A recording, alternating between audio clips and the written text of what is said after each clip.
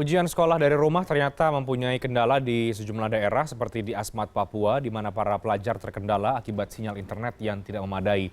Lalu seperti apa pihak sekolah menyikapi hal tersebut dan bagaimana nantinya pelajar melakukan ujian sekolah? Kita akan bahas, sudah ada Pak Jody Effendi, Kepala Sekolah SD Darussalam Yayasan Pendidikan Islam Kabupaten Asmat. Selamat malam Pak Joni. Selamat malam, Pak. Baik Pak Joni, jadi bagaimana kendala yang harus dihadapi di katakanlah di sekolah Anda begitu ya, atau di wilayah Kabupaten Asmat berkaitan dengan harus ujian sekolah atau harus belajar dari rumah dengan menggunakan internet. Nah ini pastikan kondisinya berbeda di sana. Itu bagaimana yang Anda bisa gambarkan kepada kami? Iya, Pak. Sejauh ini untuk ujian atau pembelajaran, apalagi yang sekarang di rumah dan dianjurkan pakai internet, Pak ya. Untuk secara umum kami mewakili dari SD saya sendiri, Pak, di luar yang lain, Pak ya.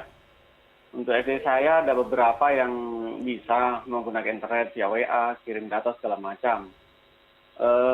Terus namun bagaimana dengan sekolah-sekolah yang lain sejauh ini tidak bisa sama sekali, Pak.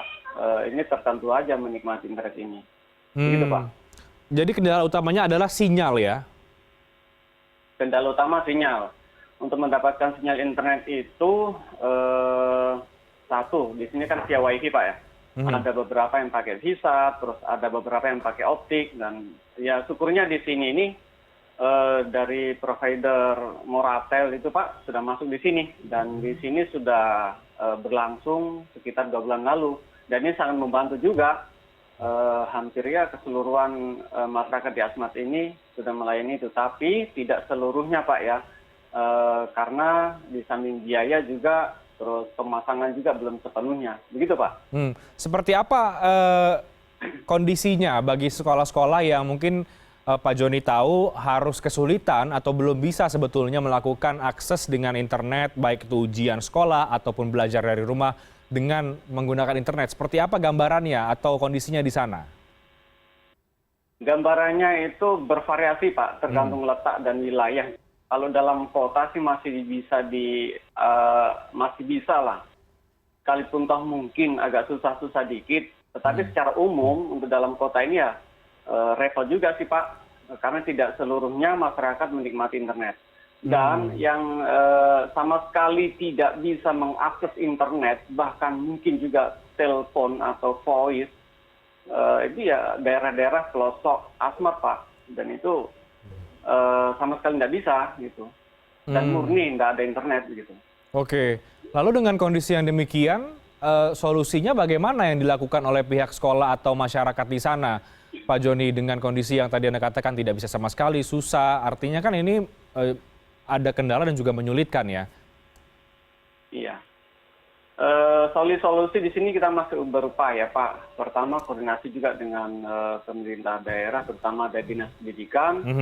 Dan terutama sekarang ini kita mau memasuki ujian akhir sekolah ya, kenaikan kelas ini, kita juga lagi menunggu komando ini, formatnya seperti apa atau bagaimana. Nah nanti kalau memang ada upaya tertentu ya kita laksanakan, Pak. Kita terlepas dari itu tetap menunggu komando dari dinas tempat, Pak. Oke, belum ada kebijakan atau belum ada solusi atas kesulitan ini dari Dinas Pendidikan setempat, Pak Joni?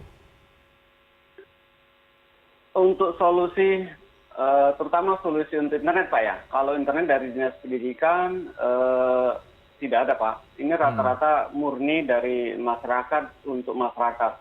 Jadi pengelola RT RW ini, Pak, yang berperan di sini secara umum begitu, Pak. Oke, untuk peserta didik sendiri bagaimana? Pak Joni, yang Anda dengar mungkin ya dari murid-murid atau dari orang tua, ini soal kendala internet, belajar dari rumah yang agak sulit juga karena tidak semua bisa masuk internet, apalagi sampai harus ujian, itu bagaimana ceritanya? Mengeluh sih, Pak. Satu, peran sekarang dengan posisi yang seperti ini 100% pendidikan anak kan tergantung dari orang tua. Kalau yang sebelumnya itu diserahkan 50% kepada sekolah, nah sekarang murni mulai bangun tidur sampai tidur lagi bersama orang tua.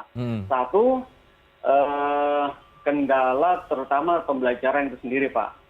yang sebelumnya orang tua mungkin tidak secara umum memperhatikan atau segala macam. Tapi ada juga yang orang tua sangat memperhatikan juga, Pak. Artinya berbeda-beda kendala di lapangan ini, Pak. Begitu, Pak. Oke. Nah, untuk ujian sekolah dari rumah ini nantinya apakah sudah ada juga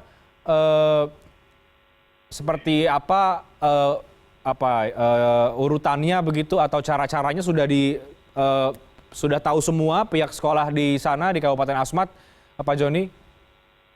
Untuk ujian di sekolah sejauh ini kita belum melaksanakan, Pak. Belum melaksanakan, kita tunggu konfirmasi dari dinas tempat formatnya seperti apa. Dan kayaknya sekarang sudah mulai berupaya ke arah situ, Pak. Format ujiannya. Apakah nanti via tugas terus dikirim ke sekolah atau bagaimana? Kita juga lagi menunggu nih, Pak. Oke, jadi belum ada keputusan formatnya akan seperti apa ya? Betul, Pak. Oke, Iya. tapi kalau dari belajarnya saja sudah agak kesulitan karena tidak semua bisa mengakses internet di wilayah Kabupaten Asmat atau internetnya sinyalnya cukup merata, belum semuanya bagus begitu, Pak Joni? Iya, betul, Pak. Oke, soal kemudian ada pembelajaran dari televisi, dari TVRI. Nah, itu bagaimana? Bukankah itu juga sebetulnya ada satu solusi ya untuk peserta didik agar bisa belajar lewat televisi misalnya? Nah, ini sangat ditunggu-tunggu juga, Pak. Ini bagian daripada harapan kita semua. Artinya dari TVRI itu sangat membantu lah, Pak. Macam di sini nih, terutama di SD Darussalam ini, beberapa guru itu kan ada tuh SMS grup ke satu kelas itu, macam kelas 1A atau kelas 1B itu punya grup sendiri, Pak, grup SMS itu.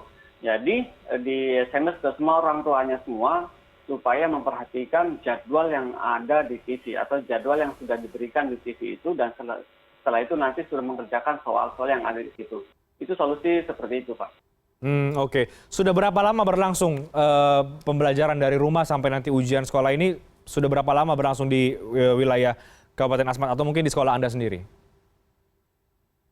Semenjak mulai ini, Pak, menyuatnya isu nasional ini ya, COVID-19 ini, Pak, itu kita sudah mulai, terutama ini di Asmat ini ya, sudah mulai ibarat kata itu sudah tidak ada aktivitas lagi, Pak, untuk mencegah itu. Jadi semenjak itu sudah, artinya sekolah sudah tidak ada lagi aktivitas gitu, Pak. Oke.